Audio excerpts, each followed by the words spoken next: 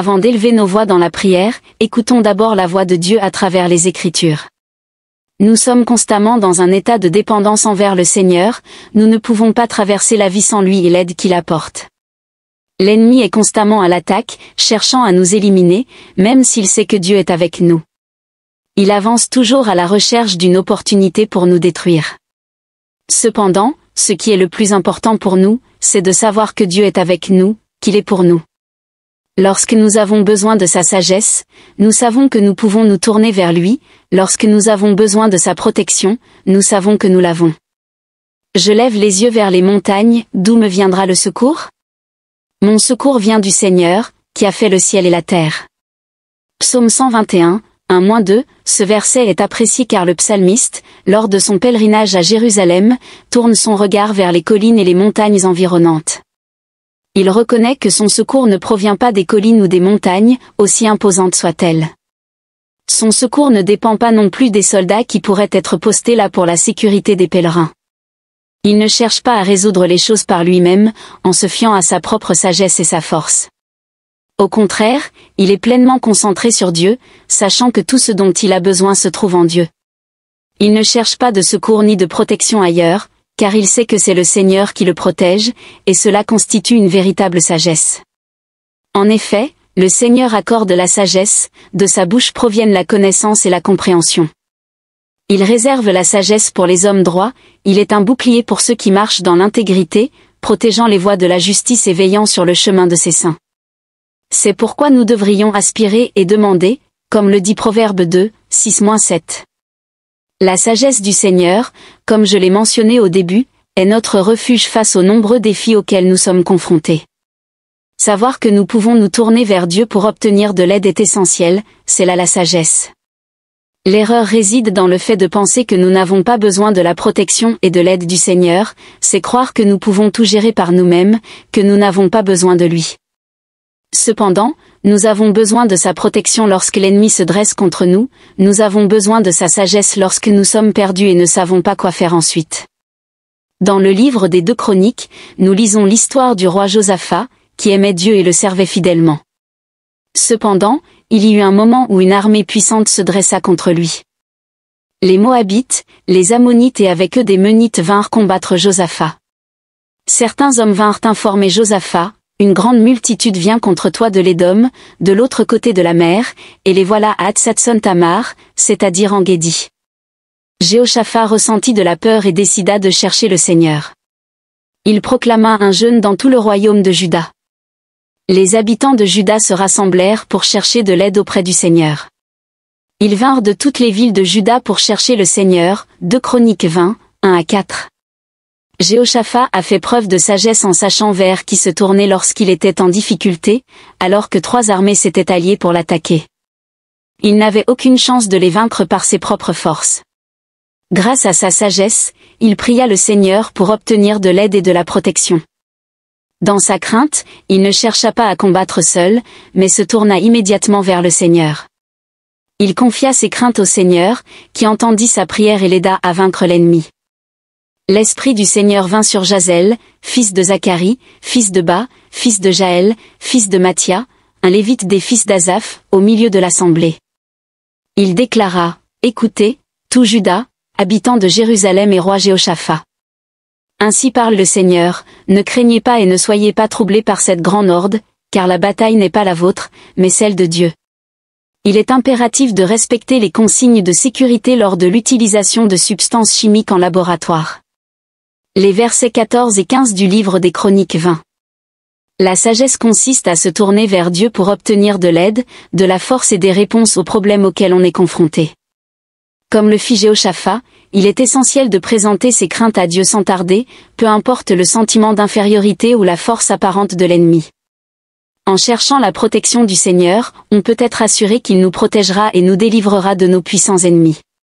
Dans le psaume 57, 1, l'auteur implore la miséricorde de Dieu et trouve refuge en lui, sous l'ombre de ses ailes, en attendant que les tempêtes de la destruction passent.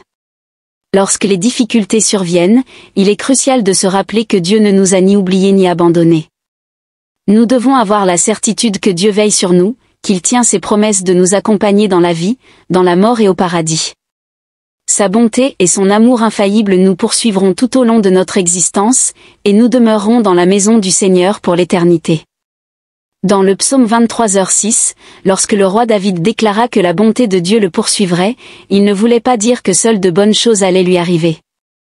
Il savait aussi bien que quiconque que des choses mauvaises arrivent aussi aux bonnes personnes.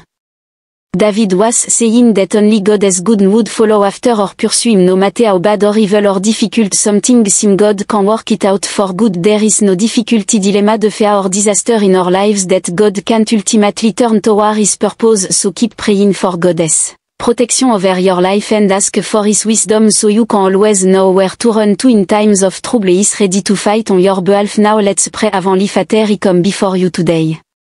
With a heart full of gratitude, acknowledging my constant need for you. You are my refuge and my strong, my ever-present help in times of trouble. Lord, he recognizes that he cannot walk through life without you. He need your wisdom to guide my steps, your protection to shield me from harm, and your presence to sustain me through every season. Fatter, the enemy is always on the attack, seeking to destroy, discourage and lead me away from you. But I stand firm in the truth that you are with me, that you are for me. Took the enemy advance, he will not be afraid, for you are my defender, you are my strong tower, my hidden place, my shield and my fortress. In you I find safety. I lift up my eyes to the hills and I know that my help does not come from earthly place but from you, the maker of heaven and earth. You are my provider, my sustainer and my deliverer. Lord, I pray for wisdom, the wisdom that comes from you alone. Alone your word says that you give wisdom generously to those who ask, and so I ask you now.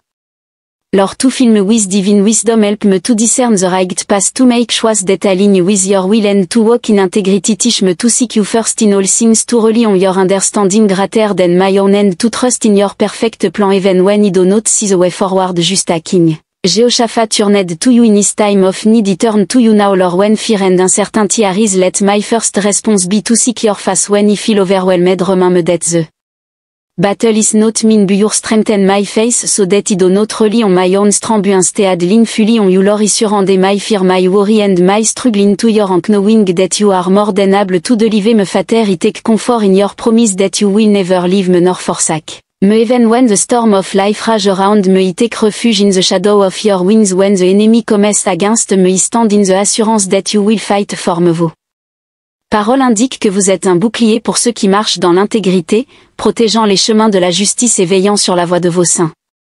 Seigneur, gardez mes pas, guidez-moi dans la droiture, protégez-moi de la tromperie. Je prie également pour être préservé de la tentation et de tout ce qui pourrait m'éloigner de toi, Seigneur. Je demande aussi la paix, cette paix qui dépasse toute compréhension, pour que mon cœur puisse trouver du repos dans l'assurance de ta bonté lorsque les difficultés surgissent, que les épreuves surviennent et que l'incertitude plane. Je déclare, à l'instar du roi David, que ta bonté et ton amour infini me suivront tous les jours de ma vie, peu importe les défis auxquels je fais face. Je crois que tu œuvres en toutes choses pour mon bien, même au milieu des épreuves. Aide-moi à voir ta main à l'œuvre, Père. Je dépose à tes pieds chaque peur, chaque souci, chaque fardeau qui pèse lourd sur mon cœur, en toute confiance que tu me porteras à travers.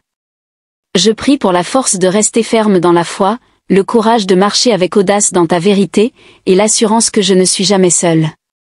Merci Seigneur d'être mon rocher, mon refuge, mon secours constant en temps de détresse. Je déclare que tu es mon protecteur, mon pourvoyeur, ma sagesse et mon guide. Je me confie en toi de tout mon cœur et je te confie mes voies. Merci de veiller sur moi, de m'entourer de ton amour et de me guider sur le chemin de la droiture. Au nom de Jésus, j'adresse cette prière. Amen. Merci de vous joindre à moi dans cette prière puissante aujourd'hui.